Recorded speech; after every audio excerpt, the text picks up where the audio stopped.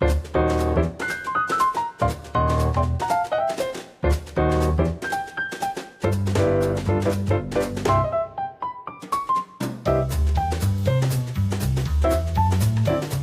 everyone, and welcome to the Betty Eats podcast. I am Betty, and I'm very excited about our guest today.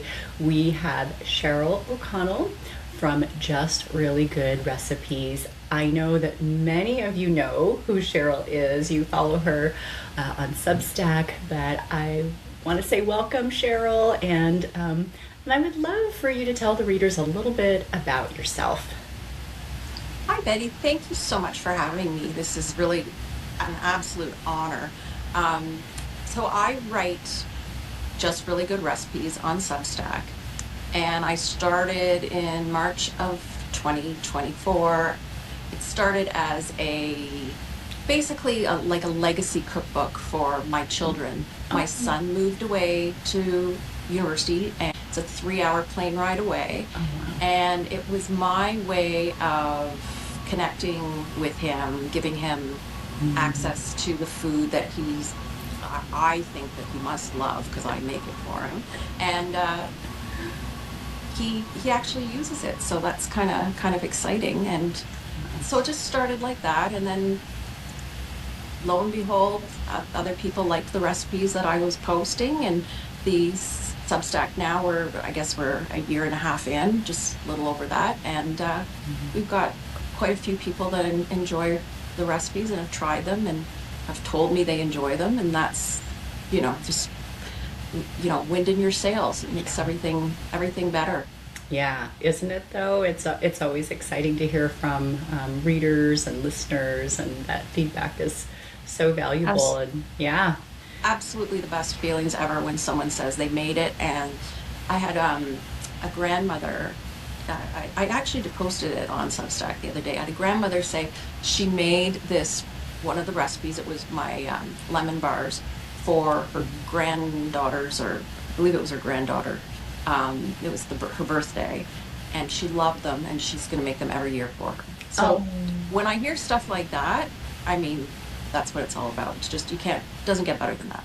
Yeah. Oh, yeah. That's such a wonderful connection too, with your readers and people who subscribe. That's really special. Well, it's very satisfying when someone takes time out of their day and actually leaves a note, tells you, we made it. And even if something went wrong, this went wrong, what do you think I did? And a lot of times I know what they did because I've probably done it myself in the past, right? So I'm like, was there too much water, or do you think maybe you did? And then they're like, that was it, or something. So that's, I just think, for me, it's really humbling that somebody's going to actually and take time out of their day and leave me a note and say, yeah, I made it, loved it, we're going to make it again. Yeah. It doesn't get better. Yeah, that's wonderful. That is really wonderful. Well, you have such a large catalog of recipes, and I have made several of your recipes as well. And Sheryl, I love the name of your newsletter, Just Really Good Recipes, because that's what they are. And how did you, is that just something that came to you when you were thinking of naming your newsletter, or how did that come about? Yes, because I don't cook one particular cuisine as such.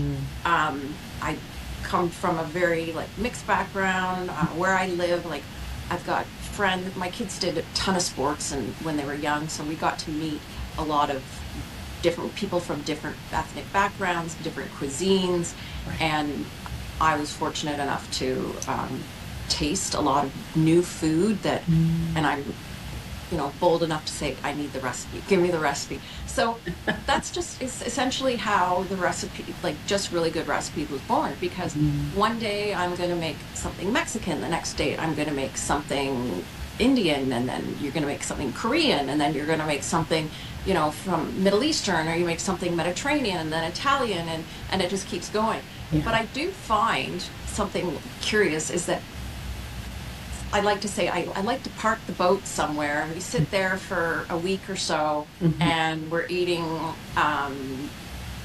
Levantine food or Mexican food or Indian food for a couple of days. and then we kind of, pull up the anchor and then we move somewhere else. So we go through well, I go through phases, and because I'm the one cooking, everyone goes through the phase. So, I love that. Kind of the cuisine gatekeeper. exactly. And they're used to me now. Like, no one, every once in a while, someone will say, Mom, can you make X, Y, or Z? And I will most of the time. But otherwise, it's sort of they come home from school or they come home from wherever they've been and dinner's on the table, and that's what it is. Yeah. And I tend to be one, very infrequently do I get lots of oohs and ahs. So I know what I need. I need to pat myself on the back. So I'll ask them, did you like it? Did you like it? So I can get a kind of a gauge for if they liked it or they didn't. So Yeah. yeah. Yeah. And most of the time, so far so good. I mean, every once in a while they're more than happy to let me know when, you didn't knock it out of the park. And I don't mind. Like, that's just how it is. I'm like, it's okay. Isn't that the reality, though, of family, Yeah. for sure? Oh, yeah, absolutely.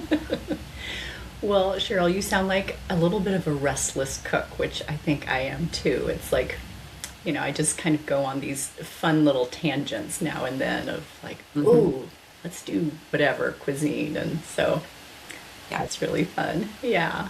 Yeah. Well, did you grow up cooking like at your mom's elbow or in your grandma's kitchen? Or No. how did you start? Oh. No, no, I will tell you. So I have a recipe coming out next Wednesday. It's going to be part of my Recipe Vault series. And it's the very, very, very, very first, like, #1 recipe that I've ever made in my life. And it was a roast. It ended up being sensational. And I think that my family was so shocked at how good it was. It's chasing that feeling of euphoria of having fed people and they loved it. It was just, and from that point on, I was really quite curious. I figured, you know what, I'm gonna keep going with this. And so, yeah, it just evolved, and I think you get to a point where the more you cook, the better you are at cooking, and you can kind of look at a recipe and say, yeah, I like it, or no, I don't, and just completely through experience. And at my age, that's what it is. I've got lots of experience. There's lots of water under the bridge, so you definitely get a feel for what's going to work and what's not. Yeah, that is so true. I didn't really grow up cooking either, like with my mom. She kind of shooed me out of the kitchen. Yeah. And so I think experience has kind of been the best teacher. And Yeah. like you said, cooking for a family, like you learn on the job. Yeah, It's like, they have to eat. I yeah. mean, we always ate well as kids, but it's not a thing, Whereas for me, it's a thing. It's my thing. Yeah. And I think that my kids really encouraged me, to write and do something with the recipes. And so Substack was actually, it's basically a free website for your recipes. So that's how it started. I'm like, oh, I'll just put them here, Yeah. So, and it's funny, just around the corner from me, I'm not going to say who it is, but one of the Substack's bestsellers and I happened to know that, this person was writing on Substack, and I had a look and I thought, oh, cool. Okay. And looked around because I hadn't heard of Substack a year and a half ago. And, it's been really a very enjoyable, journey so far. Yeah. Yeah, it is for me too. I think that I've heard people describe it as sort of like the early years of food blogging where people knew each other and they, formed friendships and different, mastermind groups and things like that. And I feel I've heard that it is very similar to that. And I do. It's definitely a camaraderie, Well, online. I can say, based on my own experiences, 99.9% of my experience on Substack's been quite positive. Yeah. There's the odd rogue, you know, what do they call the keyboard cowboy that'll ride in with something really nasty. But Yeah. Substack has this lovely little feature called block and delete. And so that's, you know, because I don't, enough's enough, right? Yeah. I'm writing about food. Yeah. There's Nobody has. nothing too exciting here. Do you want to eat? Do you want to have something good to eat? I got you. But I don't need to hear any extra nonsense. So Yeah. yeah, so that's actually quite fortunate just in the food category, food and drink category that we're in. Yeah. Everyone's pretty warm and fuzzy. Yeah. You know, For I sure. haven't really seen anyone go after anyone, which I think would be completely inappropriate. But it does happen in other areas for sure, or Yeah. other categories. Yeah. Yeah. Oh, yeah, for sure. Yeah. I try to avoid those categories.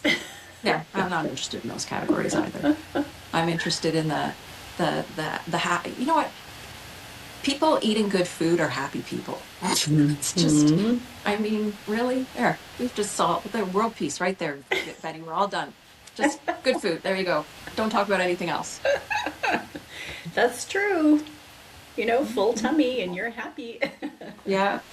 Well, I know with my kids, if they're grumpy or whatever, just if I have something to say to them or a bone to pick with them, I'll feed them, give them 20 minutes, and then I'll lay into them. But other than that, you know, I think food is it's something that brings people together. It makes Yeah. it's a joyful time for the most part. I mean, Yeah. it's used to celebrate. It's used to mourn. It's gathering and Yeah. just feeling at the end of the meal. Usually, you like to feel good or Right. well fed, anyways. Yeah. Yes, it's a common denominator. And like you said, we all have to eat, and some people really enjoy so many different aspects of it. And I think it's something that, you're right, it brings people together. And so, Well, in reality, I prefer the process of preparing the food than actually eating the food, which is kind of funny. And I think that's probably true for a lot of people that do the cooking. So, yeah. but I love the process, and then I like to watch people eat my food. That's exciting too. I want to see their expressions. And my kids now, they know to look up and just give me a little nod or something. So that's Oh, quite nice. oh, Yeah. that's so sweet. Oh, I love that. Well, yeah, something that I did want to ask you about, I know that something that you have started just recently is your recipe vault. And I would love to know more about that. I think listeners would like to know about that too. I am very excited about my recipe vault. So the recipe vault was not in my initial plan for Just Really Good Recipes. Just Really Good Recipes was recipes only. If I made something I liked, would pop it on to in the catalog for Just Really Good Recipes. It was just going to be a cumulative recipe, recipe, recipe, recipe, recipe. And then lately, this we're going to go back to my son who moved away.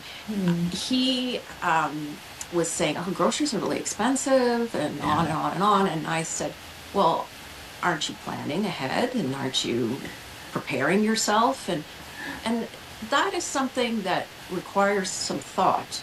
It requires more than thought, because it's planning, and then you have to know what you want to make, and after you've made it, and if there's leftovers, what do you do with the leftovers? And so what I've been doing with him is I've been helping him with grocery lists. I've been helping him with, okay, if you buy these 10 items, you can get 3 meals, and then there's, out of those 3 meals, each one of those 3 meals has 3 to 5 leftover ideas that completely transform it. Things that don't take very much time. Because let's face it, people have busy lives. I mean, we're not preparing a banquet for, state banquet every night. we want to get everybody well fed, and by organizing everything properly from the beginning, that's essentially what I was doing with him. So then I thought I can do that and have like, I don't really think of it as a pivot in just really good recipes. It's more of a progression. So that it's my paid tier of just really good recipes.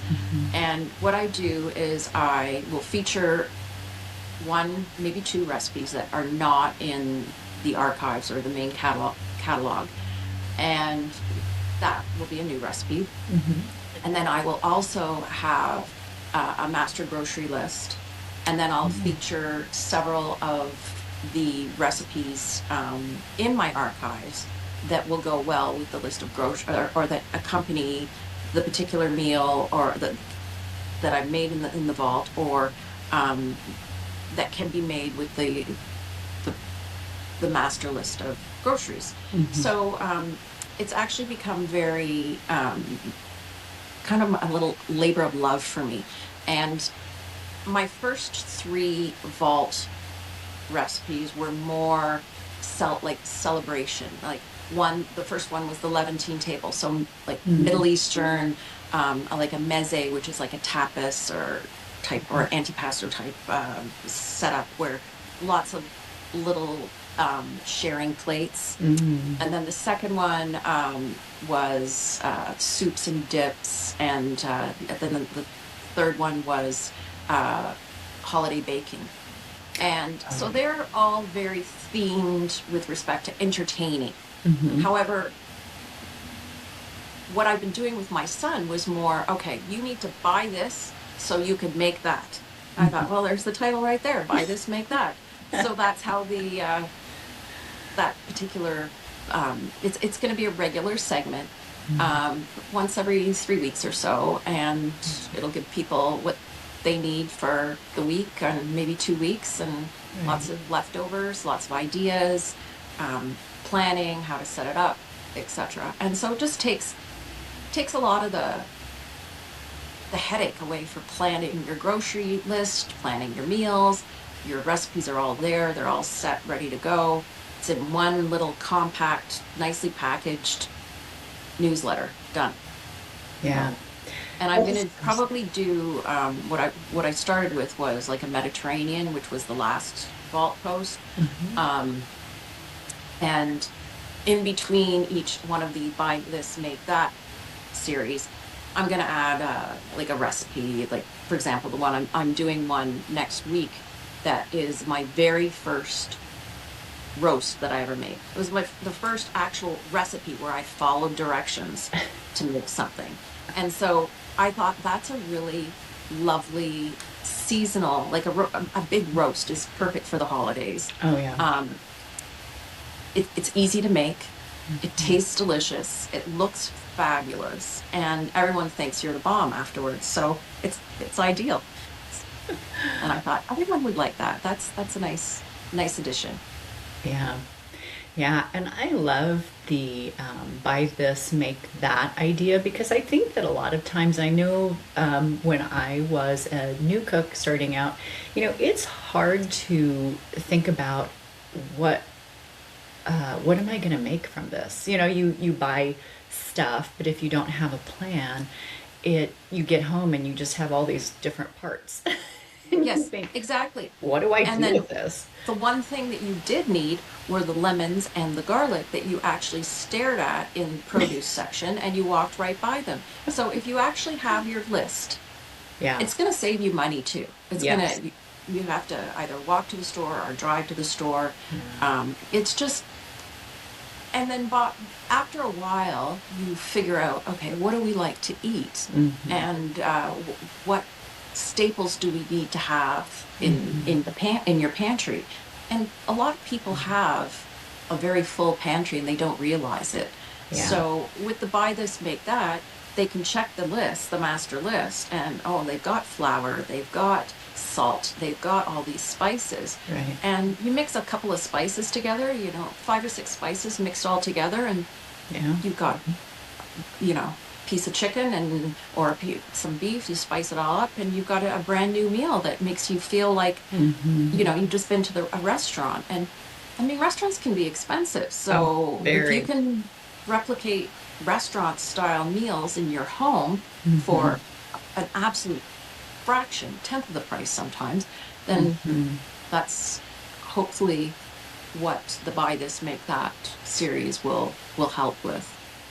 Yeah, and I really love the idea of shopping your own pantry. I know that Sophia Rial from Real Simple Recipes, Yeah. she talks a lot about look in your pantry, look at the spices you already own, and I think that that's so true. You know, you kind of forget, oh, I already have that, or oh, let me dig back here, Yeah. a can Yep. sitting at the back there that really That's needs right. to be rotated and used. So, Yep. Exactly. yeah. And um, having a master grocery list and some recipes that you like, because um, Yeah. I don't. I think it was Lisa McLean told me that there's and she has it- it, her Substack. It used to be Spice Chronicles. That she's just and Oh, Cooking with yes. Marcella, and Yes. she's just recently shifted it to she's gonna Culinary repertoire, I think. yes, Yeah. culinary repertoire. Sorry, Yeah. Lisa. And so she was saying that people really only cook of like a small handful of recipes, maybe 7 recipes, and that's it. And it just Yeah. keeps going into rotation. Yeah. So it's kind of nice if you can give people, because people like to go to restaurants because they're eating something different than they'd make at home. Yes. So if you can give them, let's say, a series, like I happen just drawing on my Mediterranean series. If Mediterranean is something that you enjoy, where it's really quite vegetable and herb forward, you can very easily create a week's worth of food that maybe you wouldn't normally eat. Maybe you like to go eat at an Indian restaurant, but you never really imagined yourself being able to create or make naan bread and a lovely curry. And so you probably have the ingredients in your cupboard to make naan bread, but you wouldn't really. So just that type Yeah. of scenario where you're the Buy This Make That is kind of gives people like a little nudge. Yeah, you can do it. You can do because the recipes I'm offering, you don't need to be a Michelin star chef. You just need to be somebody that's willing to give it a go.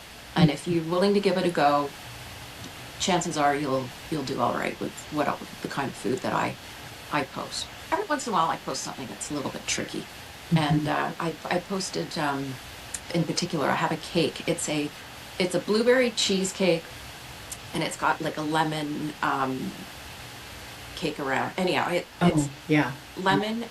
It's got a blueberry cheesecake filling, and then the lemon cake. It's several layers.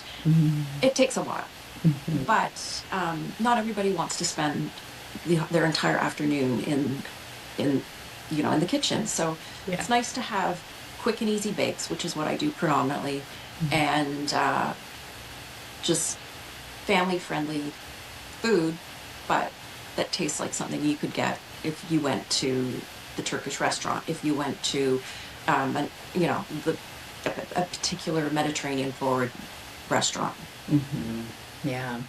Yeah, I think that's a really good point too that you said about how people kind of get into, I don't want to call it a rut, but they get into a certain series of recipes that they feel comfortable making, and then they go out to eat when they want something different. And it's a good point. It's like you can do different at home. You just have Yes, to you be can. willing to, And yeah. and then you know that you washed that spinach. You know how much oil you used. You know what kind of oil you used. And just seeing it come together, it's really satisfying. I mean, for me, my love language is obviously food. I mean, that doesn't take any. That's simples to identify.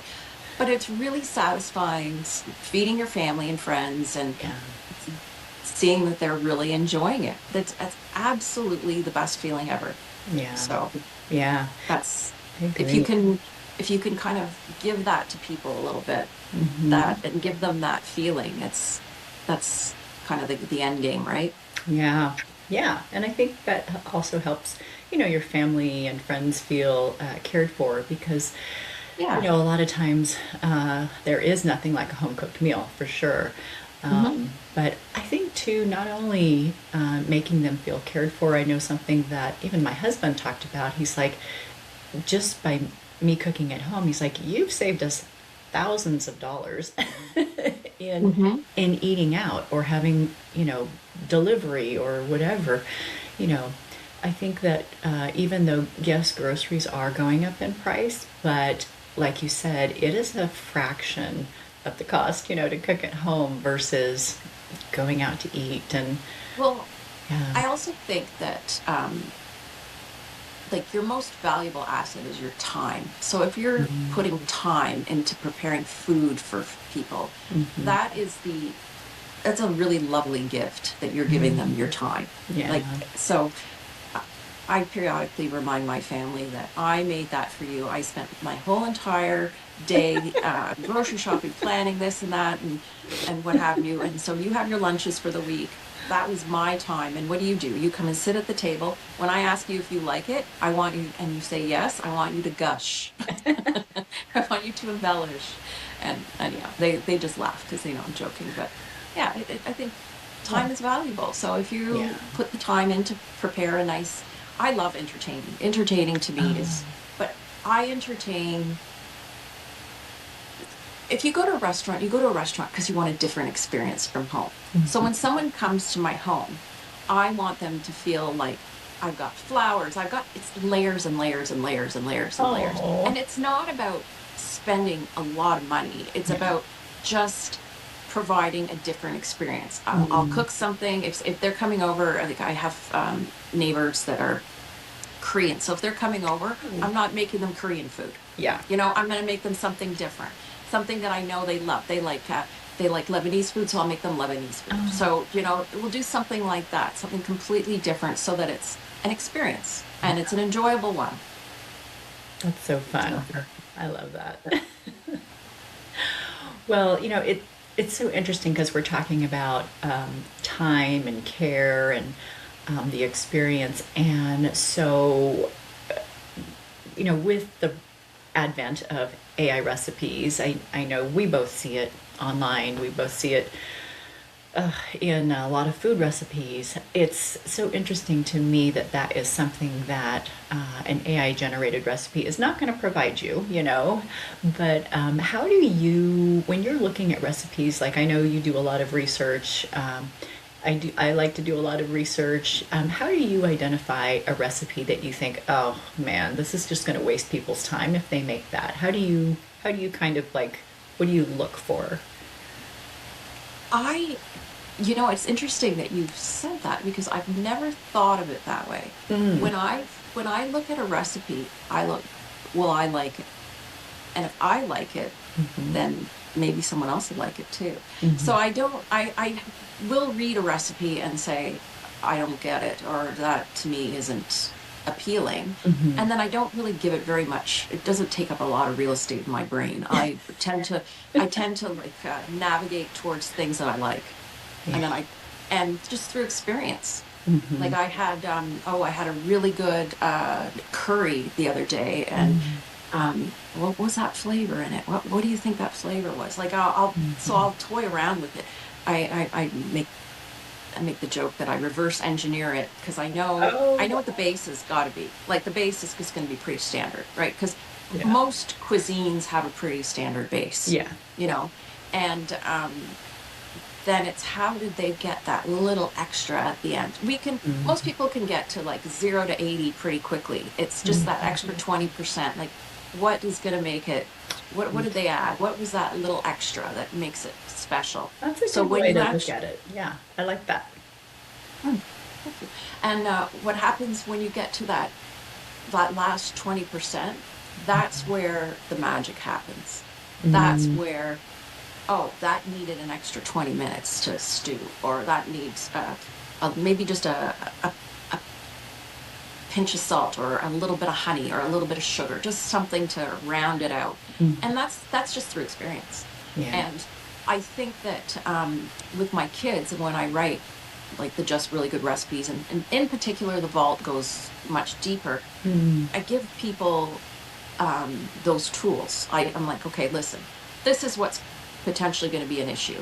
And the way you're going to deal with that is, okay, if you feel that it's too, I don't know, tangy, you can dial it down, or you can dial it up if you want a little bit more heat. Add some chili flakes, add a little bit of, and so that's one thing that is just through experience. Yeah.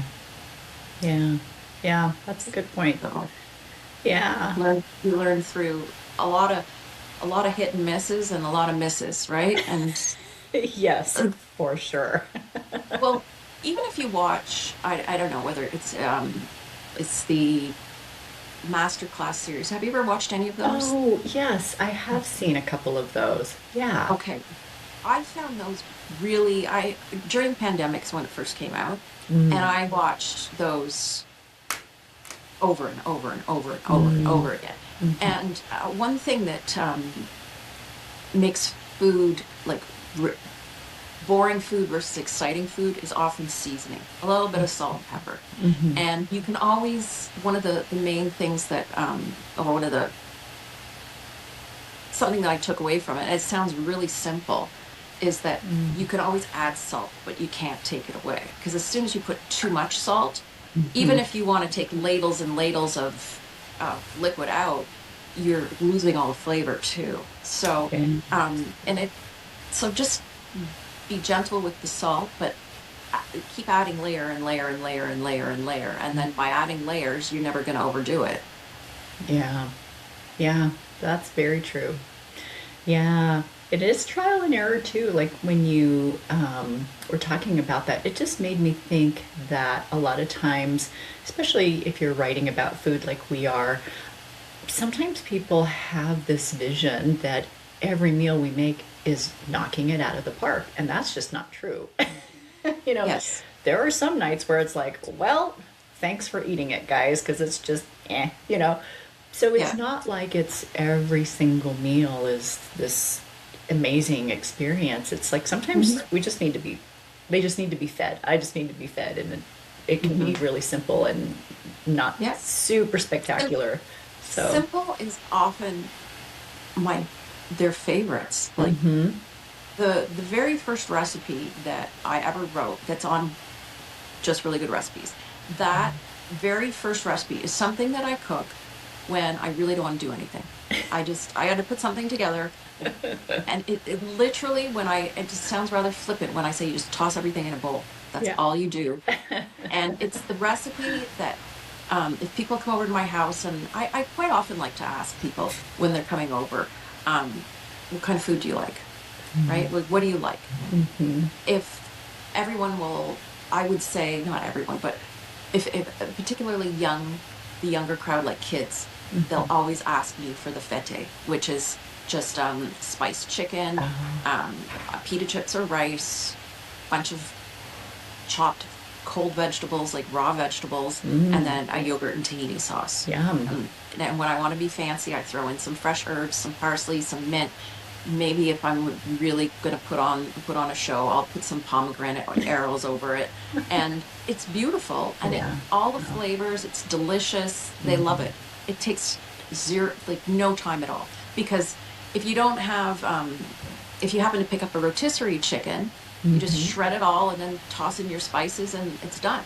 Yeah. Or if you just happen to have that chicken breast and you need to just one or even two chicken breasts, and you need to feed your whole family, chop it into really small pieces and dust it with the spices, fry it up with some olive oil, and you're done. And you can, spread it out and make it work. So very Yeah. quick. That's the type of stuff that quite often people like the most. It's funny that you say that. It kind of makes me think I recently got, there's a chef, he's actually California based, Roy Choi. He's Korean. Yes, I know who he Yeah. is. And so Of course I know who he is. he has, yeah, I love him. He has a new book called The Choi of Cooking, which is a hilarious title. Perfect. But in that, he has a recipe, and I don't exactly remember the name, but it's something like underwear rice bowl. And it's basically what Yeah. you eat, what's sitting in your When you're underwear. sitting in your skivvies. Yeah. Yeah. Just Love it. super simple. It's like rice Yeah. and like, I don't know, two other ingredients or something, but it made me laugh. I just think about sometimes we just want a bowl like that, just Oh, really yeah. easy. So, yeah. Well, my one of my sons, his absolute favorite is just a very simple fried rice. And so leftover rice Yeah. will never go bad in my house. Yeah. And I just it takes like no time at all, right? Mhm. And yeah, exactly. Yeah. Sitting in your underwear, sitting in your skivvies, and eating your rice, and I mean, I can add chicken to it. I always add egg because it's egg Oh, fried yeah. rice is but yeah, it's Yeah. simple stuff is often comfort food. Yes, I agree for sure. Well, Cheryl, I know we talked a little bit about the recipe that you are wanting to share with listeners, and did you want to tell us any more about that recipe? Or It is just so simple, and it's just I think the beauty is in the simplicity. It's just something you come home, people have to eat. yeah, You look in the cupboard, you have like a piece of cucumber, a piece of whatever vegetable you have, chop it up. And if you want to make it look pretty, chop them all the same size. Like, and then put it in a bowl. You got pita chips, you've got, pita chips are so simple to make. And I often make it out of tortillas. I just cut them into like little triangles or squares yeah, and toss them in the air fryer, toss them in the oven, leave them. I find the air fryer is, I love my air fryer for that type of thing, for like pita chips, or it's just so quick, and you put the timer and you're set to go. If you put them in the oven, I mean, you could put your time. I just find the ovens, it's a little more, yeah. you're at risk of burning them. But it's very, very simple. Yeah, yum. Sounds great. It's it's an easy one. I'm actually thinking I'll probably make that today, actually. So yeah, it's my go-to, Yeah, essentially. I love that. That's great.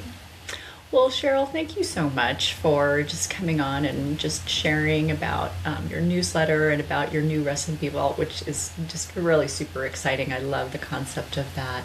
Where's the best place for people to connect with you? Through Substack. Just Send you a message. yeah, just send me a message through Substack. I don't have socials otherwise.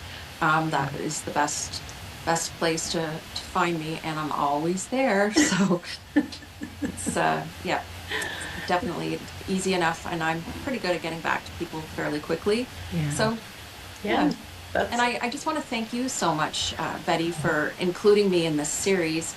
I told you before we went live that I went and had a look at all the, I mean, wonderful chefs and cooks that you've spoken to, and I mean, putting me in good company, it's really quite something. I was really pleased to get the invitation, so thank you very much. Thank you. Well, thank you so much.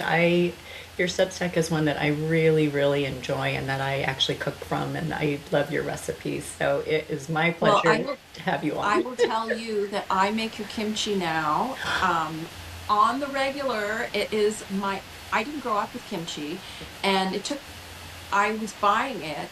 We have an Asian grocery store, and I was buying it all the time. And then you posted that lovely, like live where Oh yeah, the workshop. the workshop. Thank you. Yeah. And I watched that about 4 times, and then I've been making it ever since, and I love it. It's the best recipe ever. Don't Oh, tell my I friends love to bring. that. I'm Yeah, so it's happy that you're making yes, that. it is fabulous. So anybody listening, you have to make Betty's kimchi. Well, thank you. That means a lot to me. That's amazing. So, well, Wow. thank you. Thank you so much, Cheryl. And I'm going to put links to everything in the show notes too, so that way people can find you. Thanks. Lovely. Thank you again. Thank you.